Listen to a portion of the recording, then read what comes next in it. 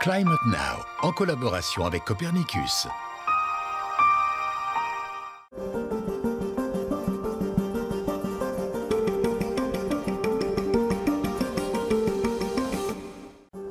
Bonjour et bienvenue dans Climate Now, notre magazine sur les bouleversements concrets qui touchent notre planète.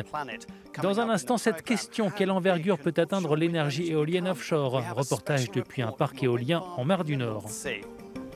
Il y a du potentiel, du vent, des ressources, de l'espace, et ici nous avons une technologie qui est en plein essor. Mais d'abord, les dernières données du service Copernicus concernant le changement climatique.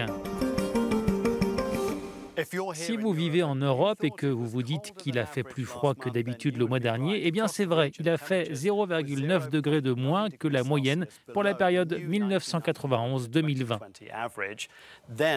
Quand on regarde cette carte, on voit que dans le centre et l'ouest de l'Europe, les températures ont été inférieures de plus de 2 degrés à la moyenne pour avril. La Slovénie a enregistré un nouveau record de froid pour le mois et le Royaume-Uni n'avait pas connu une température moyenne minimale aussi faible depuis avril 1922. En France, les vignes et les arbres fruitiers ont été dévastés par de fortes gelées. L'une des raisons à cela, c'est que de nos jours, le printemps est généralement plus précoce, comme nous l'explique le climatologue Robert Vautard. Il faut faire très attention à ces gelées tardives, parce que maintenant, le réchauffement climatique fait que la période de croissance s'est allongée et les démarrages de saison printanière commencent plus tôt. Et donc la végétation va être potentiellement exposée à des gels au mois d'avril qui sont normaux, mais dans un stade de développement de la végétation qui peut être plus avancé. Passons à notre reportage sur l'énergie du vent. Nous avons eu l'opportunité rare de nous approcher au plus près de ces gigantesques éoliennes au large de la Belgique. Nous voulions savoir quel est l'essor réel de ce secteur et comment on exploite au maximum la force du vent. Nous accompagnons une équipe de l'entreprise belge Parkwind pour une visite de routine sur son parc éolien en mer du Nord. Il se situe à 50 km au large d'Ostende. Pourquoi installer des éoliennes aussi loin de la côte ? Plus on est au large, plus le vent est constant et génère de l'énergie. L'autre raison, c'est que les gens ne veulent pas que les éoliennes soient trop proches d'eux. Donc elles ont été installées plus loin. Une fois sur place, l'équipe se consacre à la maintenance de l'une des 399 éoliennes de ce parc qui couvre 10% de la demande quotidienne en électricité en Belgique. Le secteur gagne rapidement de l'ampleur dans tous les sens du terme.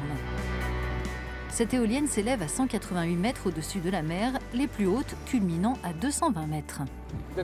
La tendance, c'est d'aller vers des éoliennes de plus en plus grandes. Pourquoi? Parce que pour chacune, il faut des fondations. Il faut l'installer, il faut des navires, il faut toutes les équipes et la mobilisation.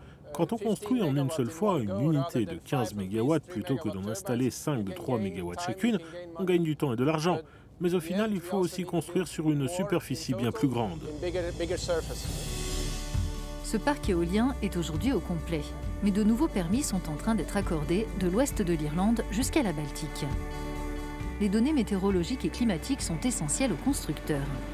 Le climatologue Gilles Liscano conseille les entreprises grâce à ses évaluations de la force du vent sur le long terme.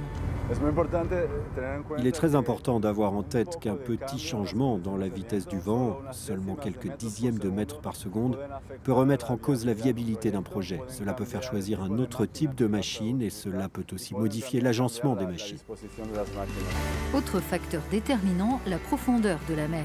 Ici, les éoliennes reposent sur des piliers immergés dans 30 mètres d'eau. Or, bien souvent, les conditions de vent sont meilleures en eau profonde, là où l'installation de piliers n'est pas viable. Mais une solution a été trouvée. La technologie a apporté la réponse et aujourd'hui, on peut construire des éoliennes flottantes, ce qui nous permet d'imaginer des projets éoliens offshore dans de nombreuses régions avec beaucoup de vent, où un raccordement au réseau est possible, mais où la profondeur de la mer est très importante. Grâce à ces éoliennes flottantes, l'énergie éolienne offshore devrait couvrir 25% de la demande européenne en électricité d'ici à 2050, contre 3% aujourd'hui. Retrouvez plus d'informations sur euronews.com/climatenow. À bientôt.